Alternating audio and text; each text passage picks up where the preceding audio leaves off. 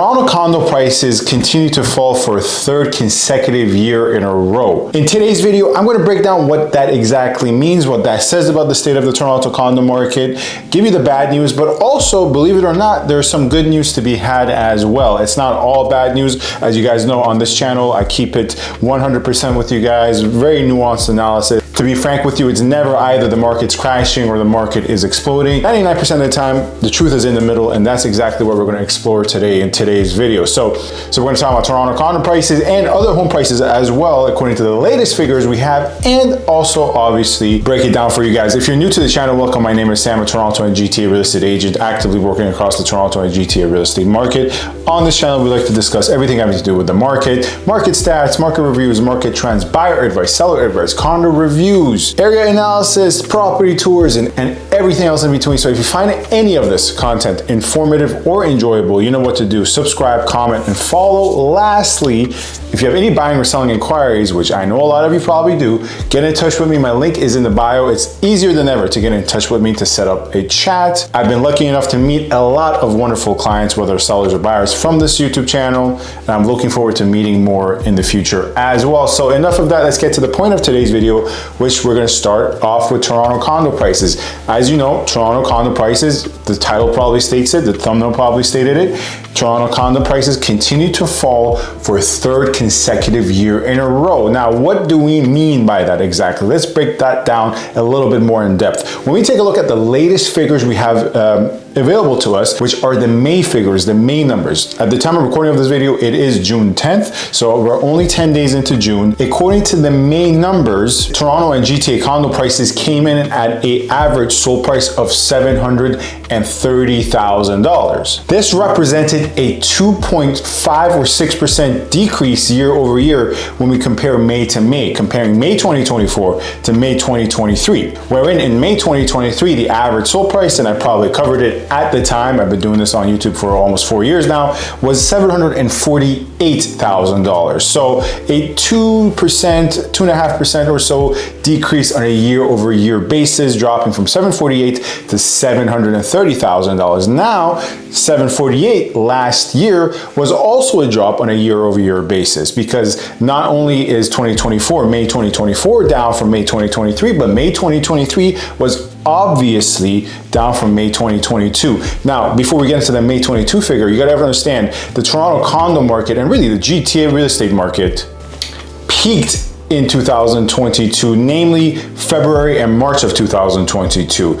So technically speaking, May was coming down from the peak that the Toronto condo market saw in March of 2022. Nonetheless, even on the come down from the peak, the average sold price in May 2022 was $760,000. So we fallen from $760,000 in May 2022 to $748,000 in May 2023 to now $730,000 in May 2024. And I don't only go based on the numbers. Obviously, on this channel, I love to say I also go based upon my on-the-ground experience, working with buyers every single day pretty much, and working with sellers as well. The comps we're looking at and the buying side, the comps that I'm representing to my sellers to give them a notion whether it's a good idea to sell or not, obviously specialized to their particular case. When we go back to 2022, there's, in some cases, for instance, I was speaking to a seller, the value range I provided the seller was around 7 to 720. Well, back in May of 2022, exact replica units, just a couple of floors higher, just maybe 2 to 3 stories higher, were not selling it from 7 to 720. They were selling from 8 to 820, and often firm sales as well. The same thing applies to obviously May of 2023 as well. Comps were just higher. Now, there are outlier areas, there are outlier buildings, but mostly on an average basis, the market is substantially down from 2022, partially down from 2023, May to May, obviously. And furthermore, I see it on the ground every single day. Now, I did say it's not all bad news. There is some good news to be had. What is the good news, you might wonder? Well, on a month-over-month basis, the Toronto condo market has actually shown a pretty healthy trend so far in 2024, year to date. You can see the month-over-month price increases from January to so far, the most recent full month we have, which is May 2024. We see in January, we were looking at an average sold price of $681,000. February was up from January to the tune of 1.9%, coming in at $695,000. March was up from February. April was up from March. And obviously, once again, May was up from April, more specifically to the tune of 0.3%. Only $2,000. So the most recent month from April to May, to me, is not a month that's actually up in practical terms. In terms of the actual numbers, yeah, it's a $2,000 price increase. It's 0.3% price increase. But I've said this many times in the past, really, at that point, we're talking really around the margin. In practical terms, in everyday buying or selling, that's not gonna have much of an implication, really. So in my opinion, you can consider from April to May to be pretty flush. I mean, the market's quite plateaued, but obviously, once again, literally speaking, it's a price increase. And if we're gonna add to the good news, I think what will happen, and this will apply to the other property types that I'm gonna quickly touch on right now, what's gonna probably happen is with regards to the Bank of Canada, right? The Bank of Canada announced their interest rate cut June 5th. By the way, I have covered all this in my WhatsApp group chat. If you are interested in the market and want first access to sales, and if you want first access to market reports and data, feel free to join my exclusive WhatsApp group chat. It's completely anonymous. I only know who's part of it. But do keep in mind that I do update it, and you might get a lot of pictures in your camera roll if you haven't turned that off in WhatsApp, because I send across a lot of charts. Nonetheless, as I cover in my WhatsApp group chat, and I'm going to reiterate here for you guys on YouTube, typically, seasonally speaking, the market dips into the summer. Spring is the hot period, summer is the more moderate period where things kind of plateau. But this year, due to the fact that the Bank of Canada made an interest rate cut announcement June 5th, I expect, if anything, the drop in prices to be far less than previous years when we take a look at the drop in prices that occur from spring to summer. And that's at a minimum. If not, I would not be surprised to see another, for instance, June. I wouldn't be surprised to see June figures to be pretty steady and online with what we just experienced in May, if not maybe marginally higher. And I've been pretty consistent on this because it is only one interest rate cut, right? I don't think the market's going to explode all of a sudden. At the same time, it is going to provide a level of support that you typically don't have when you transition from spring to summer. Good news for sellers, not so much good news for buyers. But once again, either way, it's not world shattering. If you're a seller, all of a sudden, you're not going to see peak 2022 prices, or even maybe in some cases, 2023 prices.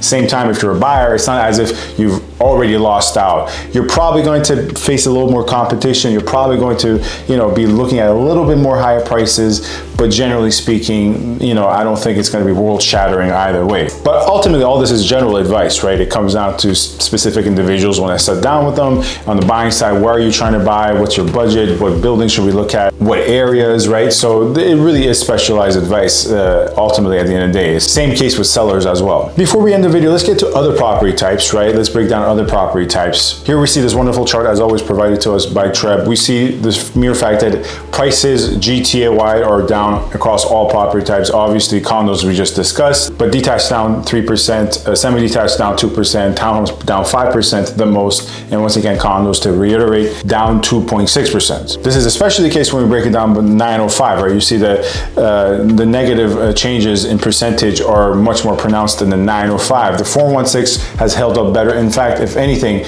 the only property type that's up year over year is semi-detached in the 416, as you see, to the tune of 1.3%. But once again, much of the same applies when we take a look at it on a month-over-month basis. Most of these property types have actually shown an increase on a month-over-month basis. I say most because the only exception to this, at least with regards to the GTA-wide, not broken down 905, 416, but GTA-wide, both areas included, the only exception to this on a month-over-month basis is detached homes. Detached homes actually fell, but once again, 0.5%, right? Detached homes went from $1,516,000 as the average sold price to now, obviously, in May of 2024, $1,506,000 on a month-over-month basis from April. But once again, most property types are at most, with regards to detached, down 0.5%, but up around 0.5% to a percentage point. And interestingly enough, much of the same things I said about condos will apply to freehold properties, particularly detached and semi-detached, if not more. I'm of the opinion, and once again, I can be very much so wrong about this, right? I don't pretend to have a mastery on the market,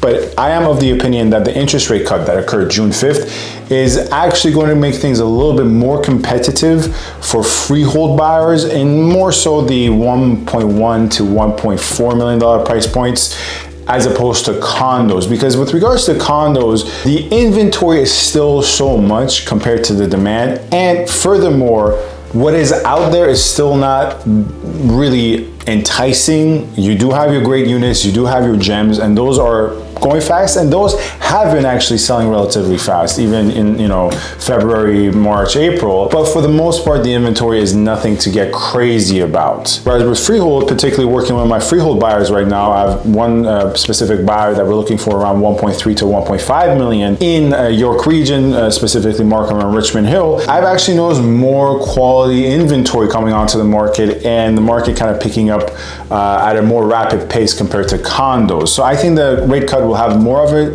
uplifting effect for freehold, but we'll see what happens once we discuss June. Anyways, this is it for today's video. I hope this was informative. Toronto condos fall for a third consecutive year, but on a month-over-month basis, they are showing signs of recovery. As always, from around the Toronto and GTA real estate market, follow me for more or for any buying or selling inquiries. You know what to do. Get in touch with me. My link is in the bio. Thank you very much for watching. Stay safe and stay tuned. Thank you.